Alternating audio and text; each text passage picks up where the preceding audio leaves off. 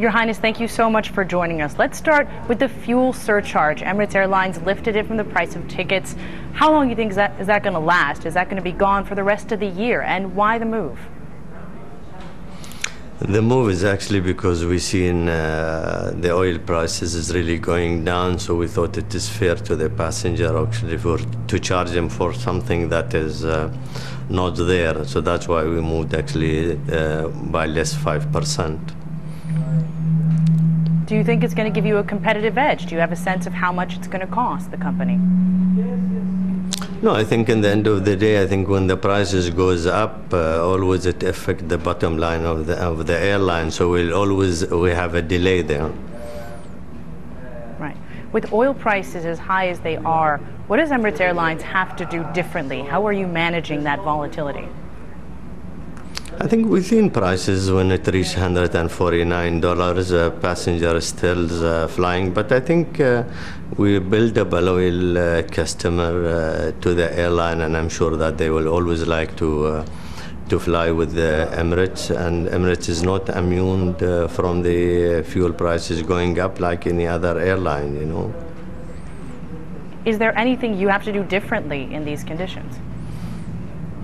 I think we will always try to manage our costs. We try to bring our cost down, but I'm sure also we invested a lot in the product, and that's why the passenger keeps coming to us and flying with Emirates.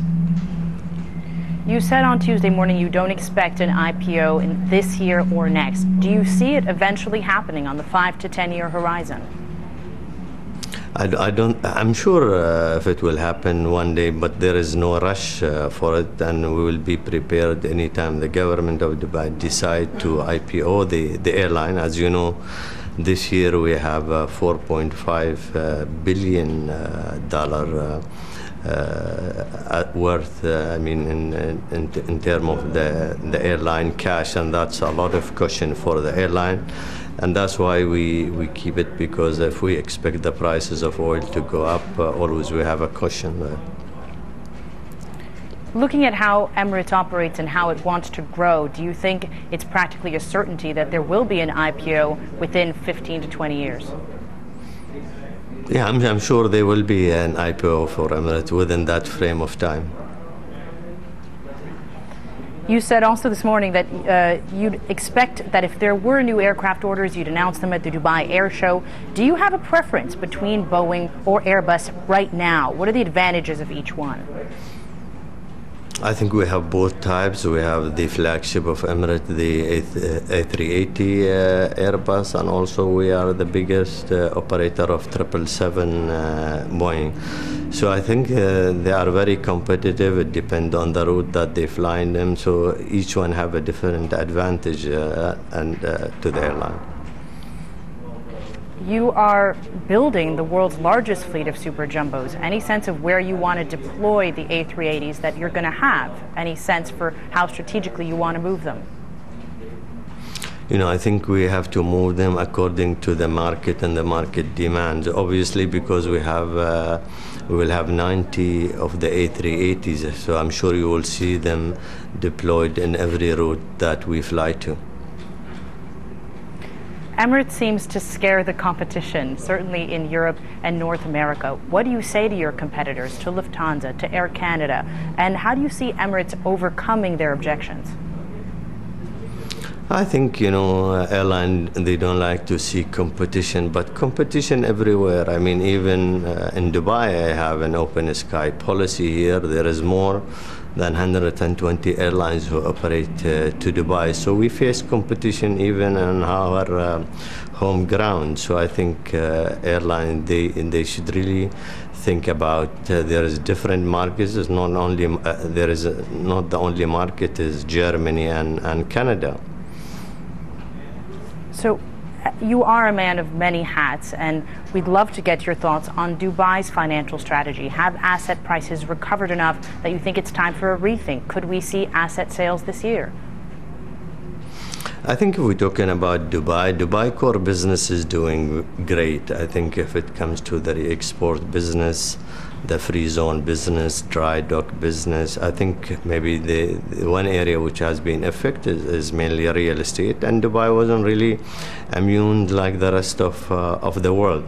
As I said before, there will be no rush. I mean, just to sell asset for I mean, we have still, if you're talking about Dubai World, part of the plan. So, I mean, we can always sell within the next 5 years or 8 years from now. And the thought of changing management, bringing the management and different levels of those companies up to expectation and be able to really raise their profile and profitability. And if there is a business that is not part of our core business, then maybe we will think of selling them if we have to. Do you see that probable, possible within this year, those non-core assets selling from Dubai's portfolio? I cannot really say, but I don't think we have a rush to sell anything this year. Any sense for how you want to run Emirates in the year ahead? Any difference from the year past, given the current challenges? I must really congratulate the management of Emirates and every individual in Emirates. I think the way it's been run, because we really retain the management people, if they are expat and nationals, being within the company for the last 25 years or 20 years. And I think we have always to be innovative in the way of the thinking. We have to remain open to challenges and to the market. And I'm sure that we will do great as we did in the last 23 years. One of the analysts we spoke to described Emirates' strategy as grow, grow, grow, full steam ahead. Do you agree with that assessment? You know, I think in any business today, you cannot really stand still, and you have to grow your business to be able to make profit. And that's what every business and every manager or chief executive push his team is, to grow and to make more profit. And one way of really making more profit is by growing. Thank you so much for your time and for joining us. Thank you. Thank you very much.